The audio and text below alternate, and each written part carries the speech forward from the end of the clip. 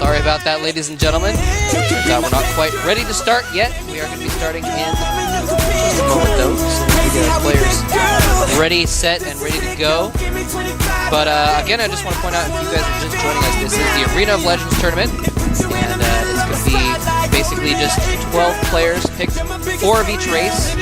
And we're doing different groups on different days. The first group was yesterday, the second group is today. And next weekend on Saturday and Sunday, again, is going to be the next 2 groups. And then the semifinals and the finals. The top player, only the top player from each group, goes out to the semifinals. So it's basically just a direct elimination situation. And it's going to be pretty cool, though. A lot of fan favorites and a lot of really strong players. Basically, no one in this tournament that isn't famous. Exactly. I mean, they're all legends.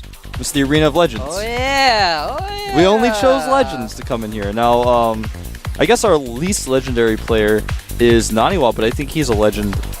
He's a legend outside of Korea. Yeah, he's a legend outside of Korea, and he's like an up-and-coming Korean legend.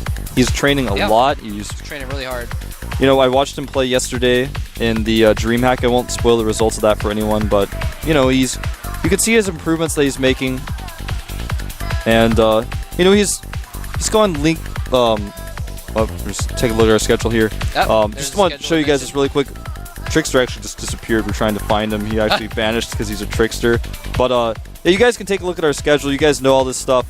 This is kind of, our finals are going to be on Monday the 10th for Code A, and of course the Code S final is going to be on Saturday the 22nd. The semifinal for that will be on Monday the 17th, and our up and down matches, as usual, will be in between the semifinals and the finals. And notice that the normally we have our matches at 6:10 p.m. Korean Standard Time, and that's, you know, pretty late at night for Pacific Time. But all this week, because we want to get Code A really going in the first week, we have broadcasts at 1:10 p.m. Korean Standard Time instead.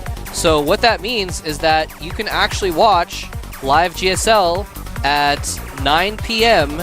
in California. Like, you can actually just like have dinner and then go watch GSL for a couple hours before bed if you want to. Even if you have like a quote-unquote normal schedule, like and sleep if you schedule, want to, all this week it's going to be early GSL. So definitely tune in live for that stuff. You do not want to miss it. If you don't want to go to bed, you can actually just keep watching, because Code S will be on afterwards. So exactly. Usually there's like an hour or two in between, and then Code S on Tuesday and Wednesday. And there's even GSL on the weekends now with the Arena of Legends. That's what we're doing right now. Well, we don't really know the story yet, guys, but TricKsteR, he has vanished. We've got everyone's out looking for him. Maybe he heard me talking about how he played the. He didn't play until later on, and so he's like, "Oh, I don't have to play." That's not actually the case, because he was in the lobby for a minute. But yeah, not sure what's going on. We're trying to find TricKsteR currently. He's like Puck. He can just disappear and turn people into different shapes and stuff. Well, maybe he's got turn Marine King into a donkey. Maybe he's got the one ring and he can become invisible. And you know, he was actually standing at the game lobby, and then he was like, no, and he put the ring on and disappeared. And we're like, really? We need you to play this game right now, TricKsteR. The Golem Wizard's gonna go jump on him, and he's invisible, and she can like see the Golem Wizard trying to rip off the ring. TricKsteR, throw it into the right side of dual sight. He's like, no, I want the power for myself. Yeah, the right side of dual sight actually does kind of like Mordor a little bit. It is, man. It's totally Rivendell and Mordor on the map dual sight. First map is gonna be Crossfire, though, by the way. Yeah, and this is the map that was actually randomly selected. And Loser does pick in this Arena of Legends format. So, for example, if TricKsteR loses, he'll pick again. He did pick Tal'Dorei Malter against Marine King, but that didn't go very well for him. To go back to that game, I really was surprised that TricKsteR went Blink in that situation. And like you were saying, there's that area, and you guys know about this. I'll tell you guys a little trick for those of you guys who don't know. There's a little area near the main base, so there's a little dip. And if you put a pylon or something next to that, you get vision of your opponent's base on the other side, and you can blink across that. And I think that might have been what he was trying to do, but hold everything, hold the phone. TricKsteR is back in the lobby. We found him. He's alive and well. He destroyed the Ring of Power. All right, and we are actually going to get started with game number 1 of LosirA versus TricKsteR. TricKsteR has everything on the line here. If he loses this match, he is out, so he needs to win right here. It's LosirA. We're going to find out in just a minute here at the Arena of Legends.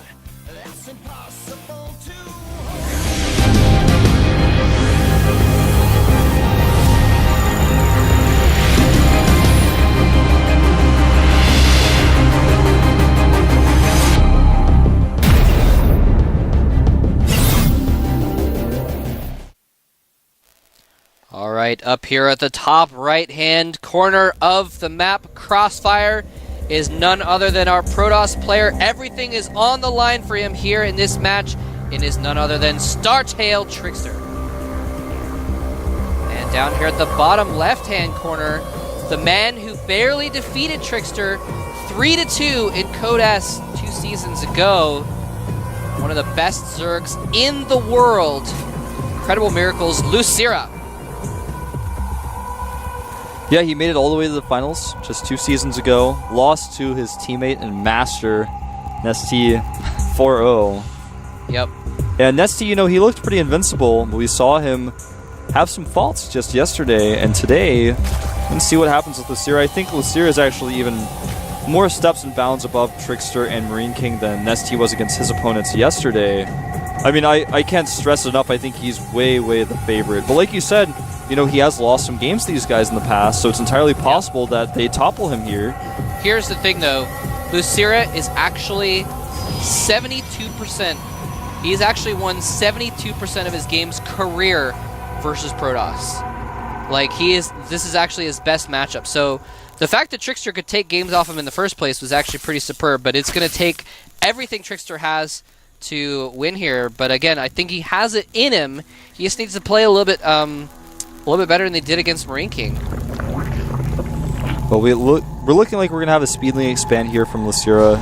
Probe was trying to block a hatchery that wasn't going to be made. A little bit of harassment there. So it's going to be a speedling expand from LosirA. And double gas from TricKsteR being taken actually before core. This is a build that's becoming more popular for Protoss, as I've noticed. And usually when you see this, it's not necessarily Dark Temple or anything like that. It's actually just a 2 or 3 gate sentry expand where you have that extra gas to make sentries more quickly. And this is actually really cool. I like this new build.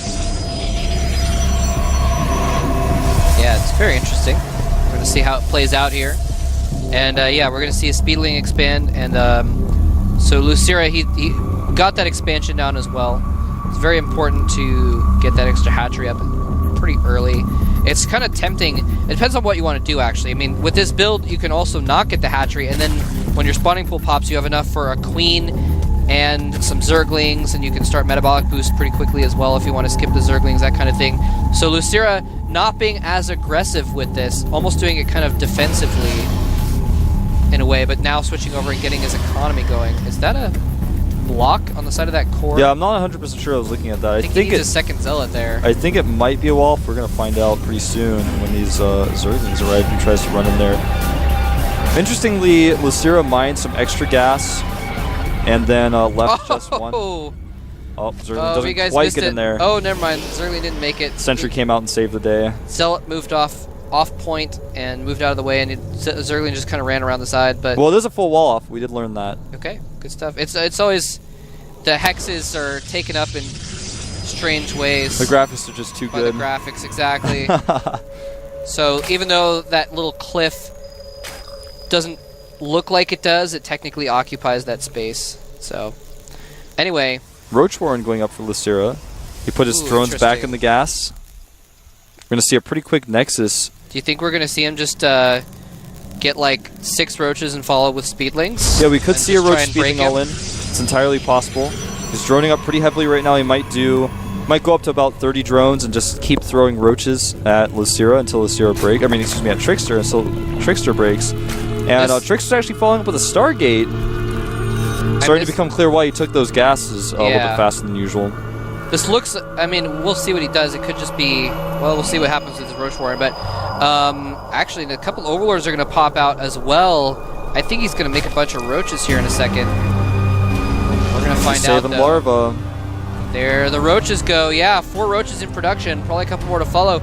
This looks a lot like his build. Remember when he busted out versus Alicia? Protosses were expanding off like half a century. and like a probe. They were just getting super greedy, and no one knew what to do about it. And LosirA's like, well, actually, you just have to attack when they don't have anything. And he started doing that, just going in with a few roaches and speedlings and breaking the expansion attempt when they had no units. And so this is looking very similar. LosirA sees exactly what's going on as well.